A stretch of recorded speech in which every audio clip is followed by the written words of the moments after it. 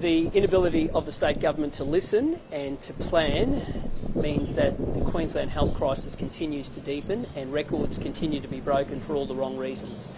To know that for the first time in the month of May, over 16,000 AMBO lost hours occurred shows just how troubling the situation is.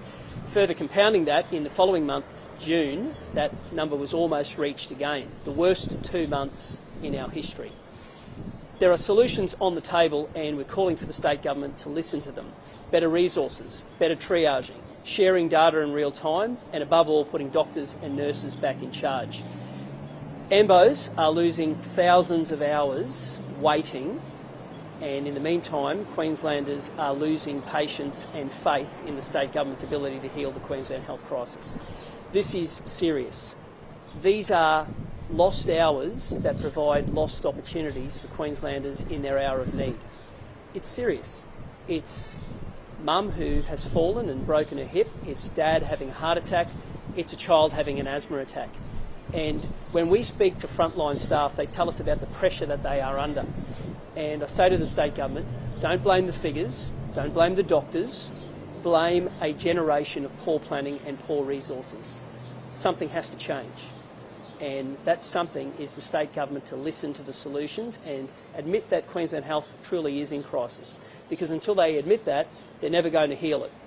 And when we see these figures, we know there are thousands of Queenslanders who are buckling under the pressure. Those who work in it, those who rely on it, and the Queensland health crisis is real. Myself and Ros Bates have now been to 34 Queensland Health Crisis Town Hall meetings, and at all of them we've had a mixture of patients who have been let down and brave frontline staff telling their stories.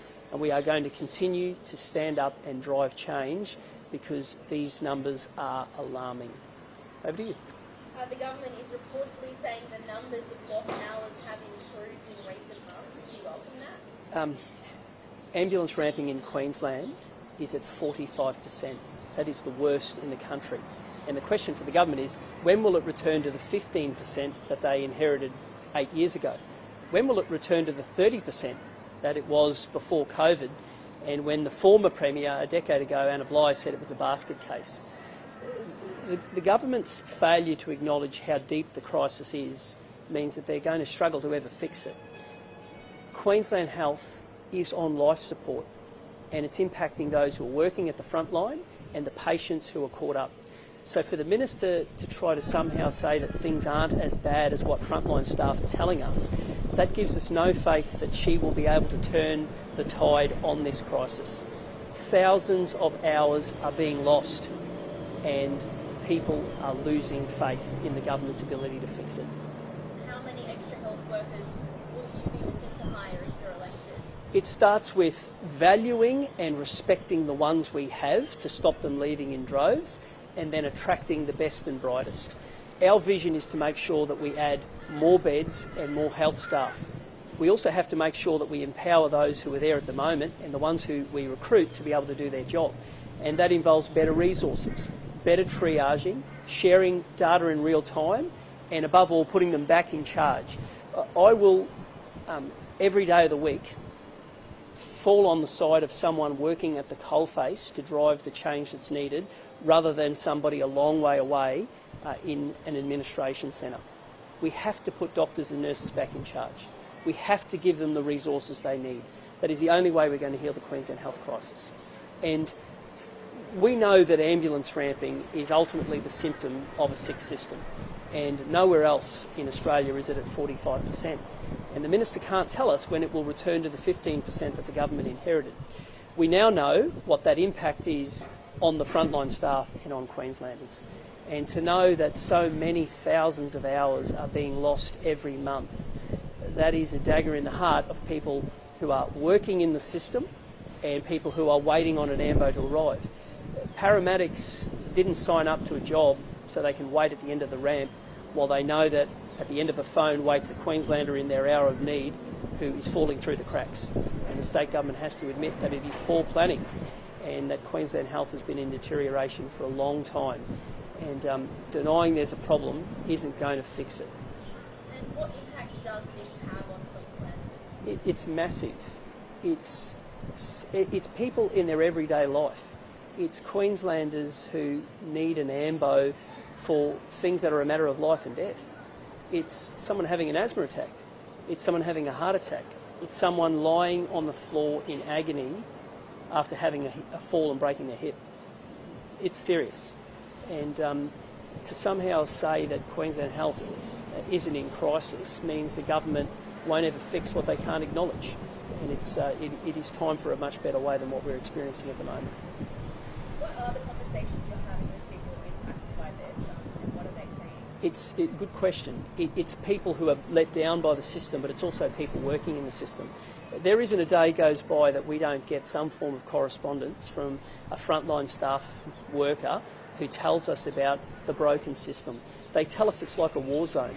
They tell us about what it feels like to receive a message asking if they can do yet another shift of overtime because of the broken system. It's getting to them. It's getting to the frontline staff. But we're also hearing from patients who are the collateral damage of that broken system. Now, those patients, they don't blame the staff. They know that they're working, clinging on by their fingernails to try and hold the broken system together.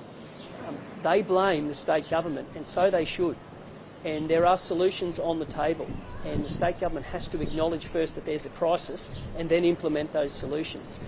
Thousands of hours are being lost by paramedics, and the lack of faith in the government to fix it is being lost by Queenslanders. They no longer trust the state government to do this because they can't even admit the system is in crisis in the first place.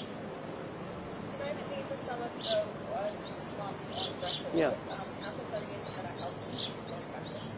They are the worst months on record, and the question to the government is not when will we see a slight improvement, when will ambulance ramping return to the 15% it was when this government came to office. That's the question, because at the moment it remains so stubbornly high at 45%.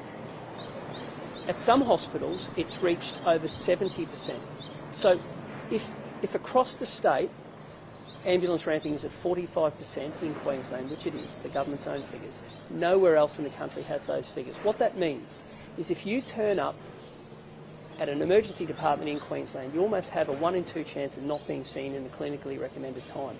Imagine how frustrating that is for the ambulance officer who turns up there wanting to get treatment for you. Imagine how frustrating it is for the family member at home waiting for news about whether or not a loved one has made it on time. That is the reality of the Queensland health crisis. That is how deep it is at the moment. And these lost hours show the impact of that ambulance ramping. It shows missed opportunities for somebody who is lying in pain, who needs an ambo, who is having a heart attack and desperately needs to see that paramedic. And for the state government to somehow try to gloss over that and to not give a roadmap on when ambulance ramping will return to 15%, that is deeply troubling. The upcoming referendum, what will you be voting? I made my position clear on that, and I said that I'll be voting no. But I also outlined a couple of things. I want to make sure that Queenslanders conduct themselves, firstly, by absorbing the information, and secondly, to conduct themselves with decency and civility. And some of the actions in recent times have been anything but. And we are better as a nation when we deal with issues on the issues and we look at facts and make an informed choice. Now, after I made my position clear, and that was a few months ago, that hasn't changed my focus. My focus remains on an economy built on the back of small and family business, service delivery, no matter where you live in Queensland, so you can get a police officer and an ambo and a roof over your head, and integrity in government. Now they're the things that matter to me. In terms of the referendum, I put my position across, but my focus remains on those other issues. And part of that involves making sure that we can do things for First Nations people in their communities. And there are 17 distinct local government areas in Queensland, and I've been into every one of them, including half a dozen in the last few months. And I can tell you that those communities are crying out for better services. And I want to see a time when people living in remote Indigenous communities can own their own home. And I want to see education standards lifted and health outcomes lifted, and that's service delivery to me, and that's where my focus will be. We've seen another weekend of stolen cars being dumped in Portsmouth Council.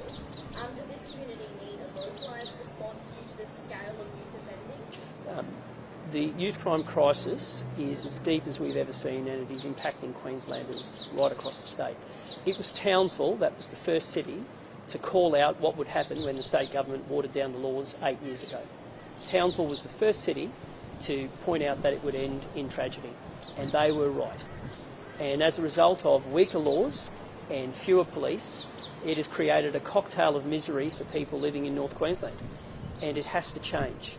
And our solutions are consequences for actions by rewriting the Youth Justice Act, unshackling the judiciary and removing detention as a last resort, and gold standard early intervention to turn criminals around before they're holding a knife and before they're ramming a police car. That's what success looks like for us. And whilst Townsville was the first community to call it out, it's now being felt right across the state. And there is nowhere I go in Queensland that someone doesn't raise youth crime with me.